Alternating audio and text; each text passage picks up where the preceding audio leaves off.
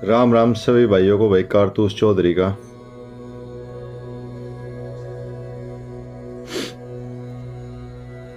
आज का जो हमारा वीडियो का टॉपिक है भाई, वो है ये अभी जो गांव में पंचायती चुनाव हुए थे। क्योंकि अभी लॉकडाउन की स्थिति है तो गांव में रहना हो रहा है, तो जो मुद्दे सामने आते हैं और लगता है कि इस पे वीडियो बनानी चाहिए, उनको लेके मैं जो अपना ओपिनियन होता है, व्यक्तिगत जो विचार होते हैं, वो आपके सामने रख देता हूँ। आप में से काफ़ी लोगों को पसंद भी आते हैं।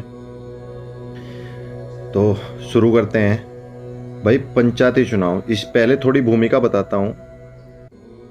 एक गांव में रहने वाले, चाहे वो एक साइड का हो या गांव के दूसरी साइड का हो, दो व्यक्तियों के बीच में काफ़ी मधुर संबंध होते हैं। डेली का मिलना जुलना होता है। खेत लगभग बराबर होते हैं। खेत का रास्ता एक खेत के सामने से जाता है, तो डेली का आना जाना, राम रहीम होती है। विचार साझा होते हैं, एक दूसरे के जो खुशी है, गम है, उसमें शरीक होते हैं। फिर आ जाते हैं पंचायती चुनाव। चूंकि राजनीति की जो मूलभूत वर्तमान समय में, जबकि राजनीति ऐसी होती नहीं है, अगर हम आदर्श तरीके में आइडियल फॉर्म में उसको देखें तो वैसी होती नहीं है। आइडियल फॉर्म आप सभी जानते हैं कि मनमुटाव ना होना, कोई जाति दुश्मनी ना बनना, एक दूसरे की काट ना करना, एक दूसरे को नुकसान ना पहुंचाना, एक दूसरे की मदद करना।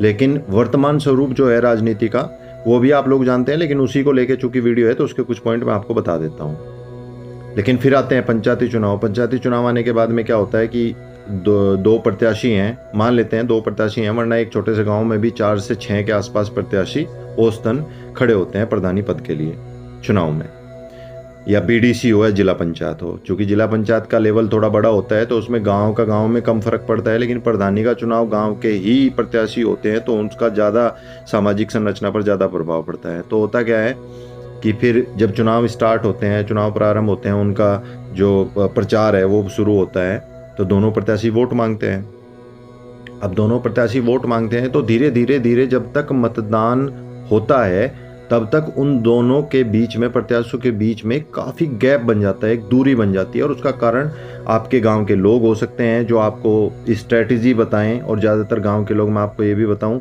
जो सामान्य बुद्धि वाले होते हैं वो आपको स्ट्रेटजी ऐसी बताएंगे जिसमें सामने वाले का नुकसान और आपका फ़ायदा। जबकि एक संबंध ऐसा भी होता है, सिम्बायोसिस ऐसा भी होता है, जिसमें आपका फ़ायदा और दूसरे का नुकसान ना हो। तो मैं अब जो टर्म यूज़ करने वाला हूँ उसको परजीवी टर्म यूज़ करने वाला हूँ, जिसमें एक को नुकसान और एक को फ़ायदा। जैसे चीचड़ी होती है, गांव वाले अच्छे से समझते होंगे, ऐसा कोई परजीवी जो दूसरे के खून पर निर्भर रहता है। जैसे जानवर के शरीर पर कुछ कीट चिपके रहते हैं जो उसका खून चूसते हैं, और वो खून चूस के अपना भरण पोषण करते हैं, और उसका नुकसान उस जानवर को होता है। जानवर दुबला पतला हो जाता है। तो वर्तमान स्वरूप जो राजनीति का है, उसको जो सलाह देते हैं लोग, उसमें वो चीचड़ी प्रकार का होता है, यानी एक परजीवी प्रकार का होता है, जिसमें एक को फायदा एक को नुकसान होता है। धीरे धीरे क्या होता है, मतदान तक पहुंचते पहुंचते एक अंदर ही अंदर एक कचोट, एक टीस पैदा हो जाती है, जो एक दूसरे को नुकसान पहुंचाने में कतई पीछे नहीं हटते। उसके बाद में एक निर्णय आता है जिसमें एक प्रत्याशी को जीता हुआ बताया जाता है और एक को हारा हुआ। जीता हुआ प्रत्याशी क्या करेगा, जश्न मनाएगा। और जब उस प्रत्याशी से पूछा जाएगा कि भाई सामने वाला प्रत्याशी अगर हारा है तो भावनात्मक रूप से या उसके समर्थकों को ठेस पहुंची है, आप जश्न मना रहे हैं, जो उनकी ठेस को दोगुना कर देती है, क्योंकि जो दोनों ही जोड़ लगा देते हैं जीतने के लिए। अब वो जीता हुआ प्रत्याशी से जब पूछा जाता है कि वो हारा है और आपकी डेली उससे मतलब प्रतिदिन राम रहीम होती थी, आप एक दूसरे का दुख साझा करते थे, सुख साझा करते थे, अब आप ऐसा नहीं कर रहे हैं, उसके घर में एक गम का माहौल है, वहाँ पे एक मृत्यु हुई है, उसके बावजूद आप नहीं गए उसकी शरीक होने, उसकी अंत्येष्टि संस्कार या 13वीं में जो भी होता है। तो उसका तर्क ये होता है कि किस मुंह से जाऊं। और जब उससे पूछा जाता है कि तो आपने इतना जश्न क्यों मनाया जब आपको पता था, तो वो बोलता है कि समर्थकों की इच्छा थी। रेस्पॉन्सिबिलिटी शिफ्ट करना हम भारतीयों को बचपन से आता है। अपनी बात को सही ठहराने के लिए चाहे तरीका गलत हो, ये हमें बचपन से आता है। बहुत विरले लोग होते हैं, विरले व्यक्ति होते हैं, कम व्यक्ति होते हैं जो अपनी गलती को मानते हैं और उसको सुधारने का प्रयत्न उसी समय से शुरू कर देते हैं जैसे ही उन्हें अपनी गलती का आभास होता है। अदरवाइज ज़्यादातर की जो अधिकांश की जो मानसिकता है वो ये है कि हम सही हैं, क्योंकि उसके पीछे उन्होंने एक मेहनत की है, एक बैकग्राउंड तैयार किया है। उस बैकग्राउंड से हटके एकदम से चीज़ों को करना उनको ऐसा लगता है उनकी हार है, जबकि ऐसा है नहीं। साहस के बाद क्षमा का गुण विकसित होता है। आप इसको इतिहास में भी देख सकते हैं, आप इसको धर्मों में भी देख सकते हैं। जैसे जैन धर्म में अक्सर बोला जाता है कि क्षमा का विकास ज़्यादा हुआ है नॉर्मल जो हिंदू धर्म है। हिंदू धर्म में कुछ कास्ट को अगर ले ले जो क्षत्रिय कास्ट कहलाती हैं, तो रेस्पॉन्सिबिलिटी शिफ्ट करना, अपनी बात को एकदम से उचित ठहरा देना, धीरे धीरे धीरे धीरे सड़ी हुई मानसिकता का प्रतीक बनता चला जाता है और वो व्यक्ति उस ओर निकल जाता है। उसकी मानसिकता, मैं अक्सर अपने सगे संबंधियों को या दोस्तों को या जो इस प्रकार के व्यक्ति हैं जो राजनीति में रुचि रखते हैं उनको भी बोलता हूँ, आप कितने भी शातिर हैं, आप कितने भी शातिर हैं, आप कितने भी प्रपंच जानते हैं, जब भी घर की दहलीज पर पैर रखें वो सारे प्रपंच आप घर की दहलीज से बाहर रखें, घर के अंदर उस राजनीति को लेकर ना आए। क्योंकि जैसे ही आप उस राजनीति को घर के अंदर लेके आते हैं, यह आपके पारिवारिक माहौल को भी बिगाड़ने का काम करती है। लेकिन ये मेरी कही हुई बात लोगों को कम समझ में आती है। कब तक? जब तक उनको कोई ठेस नहीं लग जाती। और कुछ वीडियो तो ऐसे हैं जिनको फर्क ही नहीं पड़ता और उनको समझ भी नहीं आती और वो मानने को तैयार भी नहीं होते, क्योंकि उनको ऐसा लगता है वो 100% सही है। मेरी बात में गहराई है अगर आप समझ रहे हैं उन चीज़ों को, क्योंकि मैं जितना चाह सकता हूं उतना आपको एक्सप्लेन करके बता रहा हूं। नहीं तो इस टॉपिक पे काफ़ी भी बात हो सकती है, लेकिन चूंकि वीडियो का जो समय है वो थोड़ा कम होता है, तो उसमें कम शब्दों में ज़्यादा बात समझने का या समझाने का प्रयत्न करता हूं। आप भी थोड़ा जो शब्दों के बीच का गैप है उसमें जो अर्थ छिपाया है उस वाक्य का, उसको समझने का प्रयास करें। राजनीति जैसे ही अंदर जाएगी, पारिवारिक माहौल उसका बिगड़ेगा, आपके जो संबंध हैं आपके सगे संबंधियों के साथ वो बिगड़ेंगे। लेकिन वहीं एक व्यक्ति इतना समझदार जो घर के बाहर उस राजनीति को छोड़ के और अंदर कदम रखता है और उस चंचलता को, चपलता को बाहर छोड़ देता है और घर में एक साधारण व्यक्ति की तरह, एक सामान्य व्यक्ति की तरह जीवन व्यतीत करता है, तो वो सुखी रहता है, उसका परिवार सुखी रहता है। अब थोड़ा और आगे बढ़ते हैं। कोविड का टाइम है, हर कोई अपना किसी ना किसी को खो रहा है, दुखी है। जब देखें फेसबुक पे एक ही पोस्ट चलती है, ऑक्सीजनेटेड बेड की ज़रूरत है, ऑक्सीजन सिलेंडर की ज़रूरत है। सभी लोग प्रयास कर रहे हैं, मैं ऐसा नहीं बोलता। कुछ फ्रॉड नंबर भी चल रहे हैं जिनमें लोग फ़ोन करते हैं, उनको परेशानी होती है। कुछ लोग ऑनलाइन पेमेंट के लिए बोलते हैं, वो उसमें भी फ्रॉडगिर्दी हो रही है। ये कोई बड़ी बात नहीं है। अगर आप भारतीय समाज को की जो सच्चाई है उसको स्वीकार करने का मादा रखते हैं, तो आपको स्वीकार करना पड़ेगा कि आज भारतीय समाज में 100 में से 8 लोग, माफ़ कीजिएगा 10 में से 8 और 100 में से 80 लोग इस मानसिकता के हो चुके हैं कि उनको अपने पैसे से मतलब है, किसी और चीज़ से कोई मतलब नहीं है। हॉस्पिटल का बिजनेस, गहरी बात बोल रहा हूँ, किसी पे आक्षेप नहीं कर रहा हूँ, ये मेरा व्यक्तिगत विचार है, ये किसी को भड़काने के लिए नहीं दे रहा हूँ। बिजनेस क्या होता है? पूरे वर्ल्ड में स्मगलिंग से कमाया गया पैसा और पूरे वर्ल्ड में मेडिसिन से कमाया गया पैसा, आप अगर इनको एक साथ रख ले तो आपकी आंखें चुंधिया जाएंगी। आपको सच्चाई का आभास होगा कि कितना बड़ा खेल होता है। इतना बड़ा खेल होता है कि आप शायद समझ सकते हैं कि जबरदस्ती बेड फुल करके एक मोटी चिड़िया का वेट किया जाता है जिसके पास पैसे की कमी ना हो, और उससे छक के पैसा उतारा जाता है। इस कोविड में डॉक्टर वो भी वैक्सीन यूज कर रहे हैं जिनका कोविड पर कोई प्रभाव नहीं पड़ता है। एस्टेरॉयड जिस सिचुएशन में शुरू करने चाहिए उस सिचुएशन में एस्टेरॉयड शुरू नहीं कर रहे हैं, क्योंकि जितनी ज़्यादा मेडिसिन रोगी को लगेगी उतना ज़्यादा गवर्नमेंट कह रहा हूँ हॉस्पिटल का पैसा बनेगा। अब बात आती है private hospital, government hospital. Private hospital पे किसी का नियंत्रण नहीं है, इसलिए वहाँ पर मेडिसिन का खूब ब्लैक चलता है। वहाँ पे मनचाहा चार्ज वसूल लिया जाता है। आपको बड़ी बड़ी मशीनें दिखा के ज़बरदस्ती, जो कोविड में जिनका कोई प्रयोग भी नहीं है, उनका चार्ज वसूल लिया जाता है। आप कर्जा लें, आपका बिजनेस ठप हो चुका है लॉकडाउन की वजह से, आप कर्जा लेंगे, ब्याज पे पैसा लेंगे, आप फिर भी अपने इंसान को, अपने जो सगे संबंधी है उसको बचाने का प्रयास करते हैं। लेकिन इससे बिजनेसमैन जो होते हैं उनका कोई लेना देना नहीं होता, क्योंकि भारत की आज़ादी के बाद से धीरे धीरे प्रेजेंट टाइम तक अगर आप देखेंगे, और इसमें इकोनॉमिक्स जो होते हैं, जो सरकार को भी सलाह देते हैं या किसी बिजनेस मॉडल को देते हैं, आप उनकी अगर सलाह भी देखेंगे तो हम एप्लीकेशन बेस्ड जो इकोनॉमिक्स है, एप्लीकेशन इकोनॉमिक्स है, उससे प्योर इकोनॉमिक्स की तरफ जा रहे हैं। अब एप्लीकेशन और प्योर इकोनॉमिक्स में क्या अंतर होता है वो समझ लीजिए। एप्लीकेशन इकोनॉमिक्स ये कहती है कि गाय अगर बच्चा देती है, बछड़ा देती है, बच्चा देती है, तो गाय के दूध पर सबसे पहला हक उस जानवर का है जो उसकी कोख से पैदा हुआ है। उसके बाद जो दूध बचा उस पे उस व्यक्ति का हक है जिसने उसको पाला है। जबकि प्योर इकोनॉमिक्स क्या कहती है कि उस बछड़े को जिसका कोई यूज नहीं है, उसको आपने, या यूज जब उसका शुरू होगा तब तक आपने उसकी माता का जो दूध उसको पिलाया है वो आपने वेस्ट कर दिया है। पालने वाले का हक, पूरे दूध पर पालने वाले का हक बनता है वो उस पूरे दूध को यूज करे और उस बछड़े को पीने के लिए ना दे। ये प्योर इकोनॉमिक्स, मैंने एक सिंपल सा एग्जांपल लेके आपको बता दिया। अब दूसरा क्या है, गवर्नमेंट हॉस्पिटल को ले लेते हैं। गवर्नमेंट हॉस्पिटल में दवाओं की किल्लत दिखा के वहाँ का वार्ड बॉय या कोई भी उस हॉस्पिटल का स्टाफ उस पेशेंट के पास में जाएगा।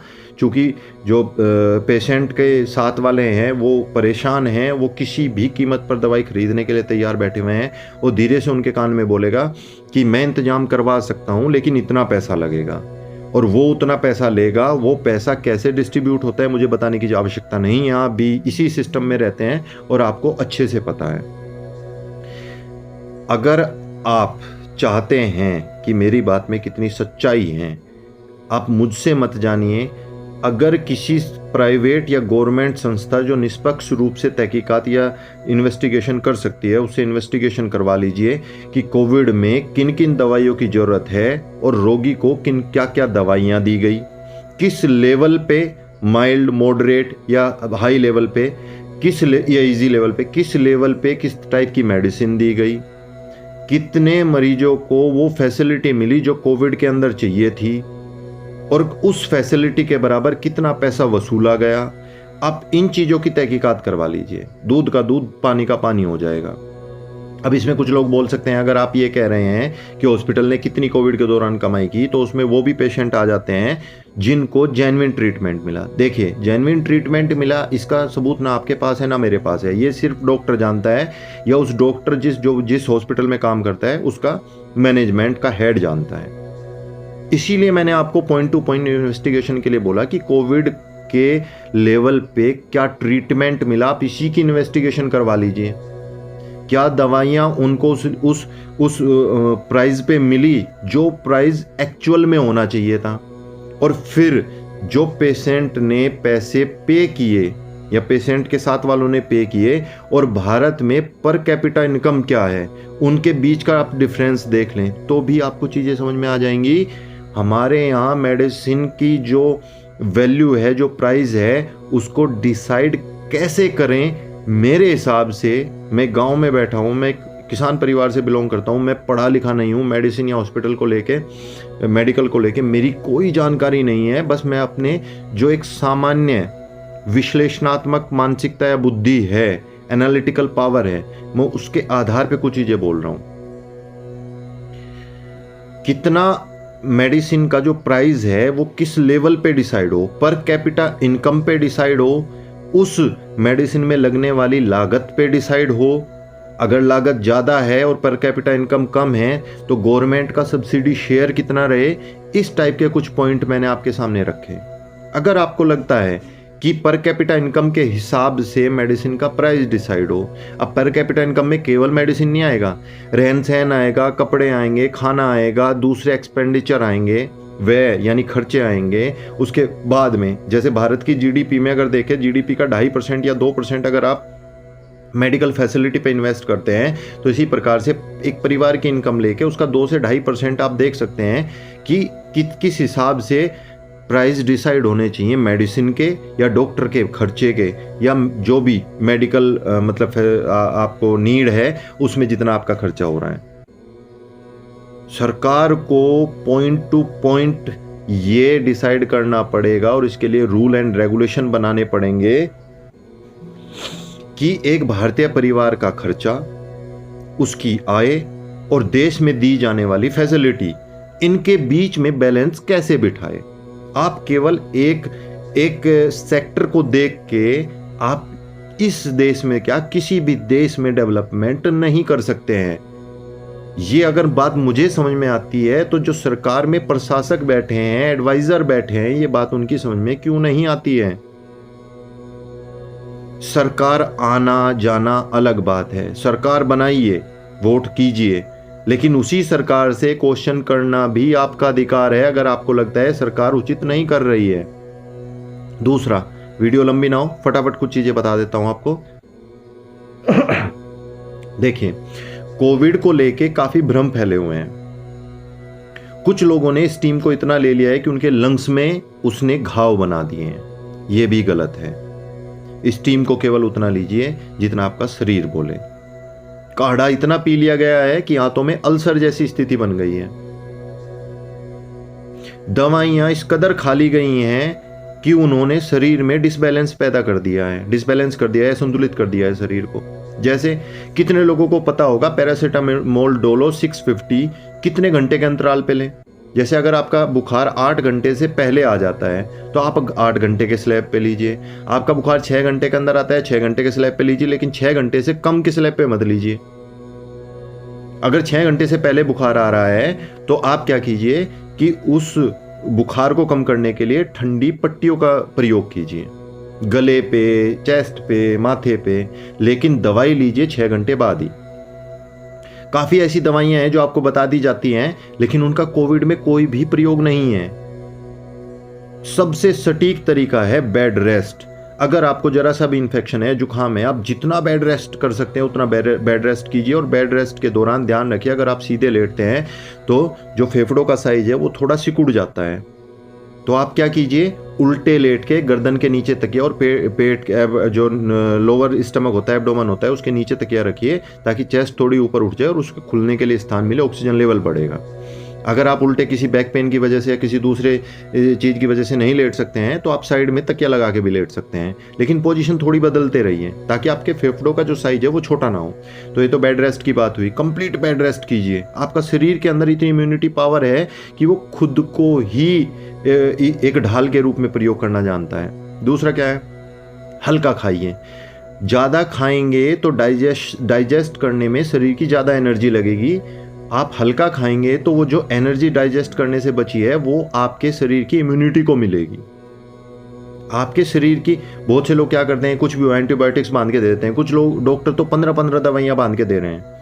भैया, एंटीबायोटिक्स जो होती हैं बैक्टीरिया को खत्म करने के काम आती हैं, वायरस को खत्म करने के काम नहीं आती, और ये सर्टिफाइड है।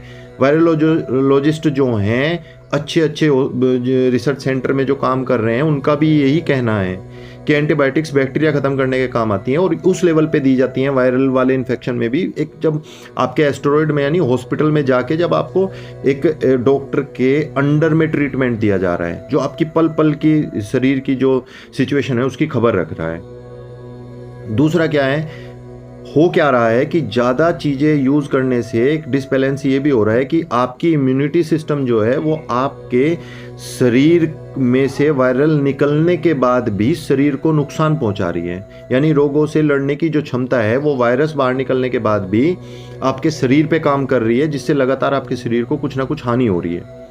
वहीं जैसे एंटीबायोटिक्स का मैंने बताया कि वो फेवरेबल जो अनुकूल होते हैं, यानी हमारे शरीर को फ़ायदा पहुंचाने वाले बैक्टीरिया, उनको भी ख़त्म कर देती है, इसलिए एकदम से एंटीबायोटिक्स नहीं लेनी चाहिए। वहीं जो मैंने बताया कि इम्यूनिटी को कम करने के लिए भी एस्टेरॉइड दिए जाते हैं, लेकिन ये खुद नहीं लेने चाहिए। एस्टेरॉइड खुद से शुरू कभी नहीं करने चाहिए। आप इन चीज़ों को घर पे करके उन हॉस्पिटल में जाने से बच जाते हैं कि आपके सगे संबंधी जब आपकी केयर करने के लिए वहाँ जाते हैं और उनको कोविड नहीं है तो वो भी कोविड लेके आ जाते हैं। कई केस तो ऐसे हुए, कोविड की वैक्सीन लगवाने के लिए लोग हॉस्पिटल में गए और वहाँ पर से वो कोविड लेके अपने साथ आ गए। तो आपको जागरूक रहने की ज़रूरत है, फ्रॉड गिरदी से बचने की ज़रूरत है, और विश्वास करने लायक जो वीडियो हो जिनमें सलाह दी जाती हो कोविड को घर पे कैसे हैंडल करें, ऐसी वीडियो ढूंढने की ज़रूरत है। आप हर वीडियो पे यकीन नहीं कर सकते। आपको संतुलन की ज़रूरत है, आपको धैर्य की आवश्यकता है। चारों तरफ कोहराम मचा हुआ है, चीजें इतनी सामने नहीं आ रही हैं जो ग्राउंड लेवल पे हो रही हैं। शमशानों की चिताएं शांत होने का नाम नहीं ले रही हैं, एक शांत होती है दूसरी पहुंच जाती है। यार 5-5 चिताएं एक साथ जल रही हैं। जो ये मंजर देख लेता है वो कोशिश करता है कि आप तक एक अच्छी इंफॉर्मेशन पहुंचे। पंचायती चुनावों ने कोरोना को गांवों में एंटर करा दिया है। मेरे खुद के गांव में 11 मौतें हो चुकी हैं कोविड से। पहली लहर में गांवों में कोविड नहीं था, कोरोना नहीं था, ये गांव में घुस चुका है।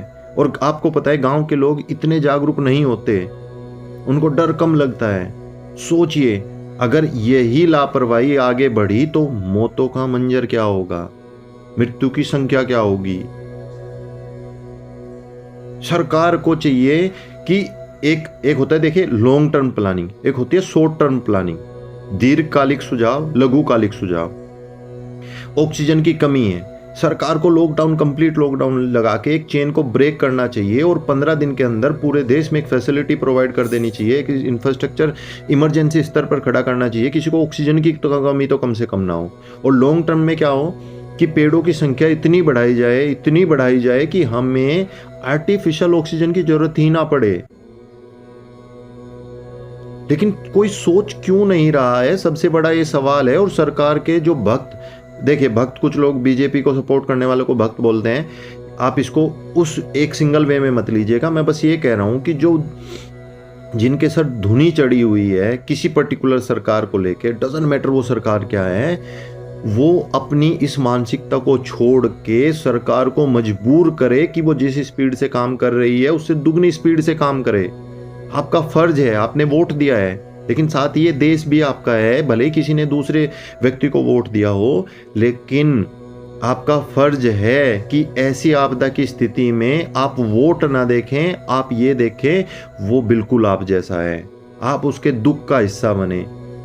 लापरवाहियों को कम करें, मास्क पहन के जाएं, खुली हवा में अगर अकेले हैं मास्क उतार के सांस लें, यानी मास्क लगाने से आपका ऑक्सीजन लेवल अगर कुछ कम भी हुआ है तो वो बढ़ जाए। शरीर को बेड रेस्ट दे अगर आपको थोड़ा भी इन्फेक्शन है। भाइयों हाथ जोड़ के निवेदन है, इस स्थिति में आपको कोई सरकार पार उतारने नहीं आ रही है, हम आप मिलके ही सिचुएशन से लड़ सकते हैं। अगर अब भी आपको बात समझ में नहीं आ रही है तो मुझे दुख है कि मैं उस एरा की बातें, उस पीरियड की, उस टाइम की बातें सुनता था कि अगर ट्रेन का एक्सीडेंट हो गया तो रेलवे मंत्री ने दुख में इस्तीफा दे दिया। मैं किसी के इस्तीफे की मांग नहीं कर रहा हूं, ये परमानेंट समाधान भी नहीं है, लेकिन ये नैतिकता है। अगर आप कहीं पे फेल होते हैं तो आपका इस्तीफा बनता है ताकि उस पोस्ट पे एक काबिल व्यक्ति पहुंच सके। अगर आप इस्तीफा देने को मंजूर नहीं है तो आप ये कारण बताएं कि आप इस्तीफा क्यों ना दें, या तो वैसा काम करके दिखाएं, अब तक जो गलतियां हुई उनको सहर्ष स्वीकार करें और आगे बढ़ें। और ये प्रत्येक व्यक्ति के अंदर होना चाहिए। भाइयों वीडियो बड़ी ना हो, क्योंकि ये टिकटॉक, ये दूसरी ऐसी चीज़ें आई हैं जिन्होंने सही वीडियो को देखने की जो ललक थी लोगों के अंदर, स्ट्राइक रेट जिसको बोलते हैं, आई स्ट्राइक रेट, उसको कम कर दिया है। इसलिए मेरी भी मजबूरी बन जाती है, क्योंकि बड़ी वीडियो आप भी नहीं देखेंगे। इसलिए अपनी वाणी को यहीं पे विराम देता हूँ और आप सभी से निवेदन करता हूँ, अपने बचाव करते हुए जितनी पीड़ित की मदद कर सकते हैं उसकी मदद कीजिए। दरिद्र में ही नारायण है, ये बात किताबों से बाहर निकालिए। जिसको सेवा की आवश्यकता है उसकी सेवा कीजिए। अगर मुझसे कोई भूल हुई है तो मुझे क्षमा कीजिएगा। अगर आपके पास कोई अच्छा सुझाव है तो मर्यादित भाषा के साथ वीडियो के नीचे अपना सुझाव बिल्कुल दीजिएगा। राम राम।